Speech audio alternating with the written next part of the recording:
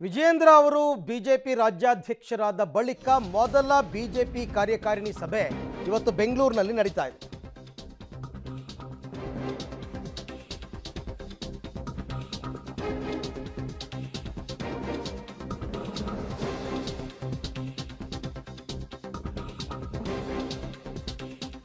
ಕೆಲವೇ ಕ್ಷಣಗಳಲ್ಲಿ ಆರಂಭ ಆಗ್ತಾ ಇದೆ ರಾಜ್ಯ ಬಿಜೆಪಿ ಕಾರ್ಯಕಾರಿಣಿ. ಕೇಂದ್ರ ಸಚಿವ ಭೂಪೇಂದ್ರ ಯಾದವ್ ಕೂಡ ಭಾಗಿಯಾಗ್ತಾ ಇದ್ದಾರೆ.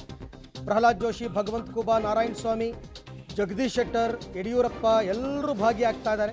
ಸರ್ಕಾರದ ವಿರುದ್ಧ ಪ್ರಚಾರ ತಂತ್ರಗಳು, ಲೋಕಸಭೆ ತಂತ್ರಗಾರಿಕೆ, ಪಕ್ಷ ಸಂಘಟನೆ, ಕ್ಷೇತ್ರಗಳ ವಸ್ತುಸ್ಥಿತಿ ಬಗ್ಗೆ ಮಹತ್ವದ ಸಭೆ ಇನ್ನೇನು ಕೆಲವೇ ಹೊತ್ತಿನಲ್ಲಿ ಆರಂಭ ಆಗ್ತಾ ಇದೆ. ಈಗಷ್ಟೇ ಜಗದೀಶ್ ಶೆಟ್ಟರ್ ಬಿಜೆಪಿಗೆ ಸೇರ್ಪಡೆಯಾಗಿದ್ದಾರೆ. ಫ್ಲೆಕ್ಸು, ಬ್ಯಾನರ್ಗಳಲ್ಲಿ ಅವ್ರದ್ದು ಫೋಟೋ ರಾರಾಜಿಸ್ತಾ ಇದೆ.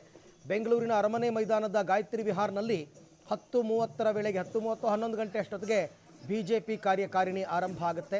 ಹೊಸದಾಗಿ ಆಯ್ಕೆಯಾಗಿರ್ತಕ್ಕಂಥ ಪದಾಧಿಕಾರಿಗಳು ಸೇರಿದಂತೆ ಹೆಚ್ಚು ಕಡಿಮೆ 1,000 ಜನ ಈ ಸಭೆಯಲ್ಲಿ ಭಾಗಿಯಾಗ್ತಾ ಇದ್ದಾರೆ ಅನ್ನುವಂತಹ ಮಾಹಿತಿ.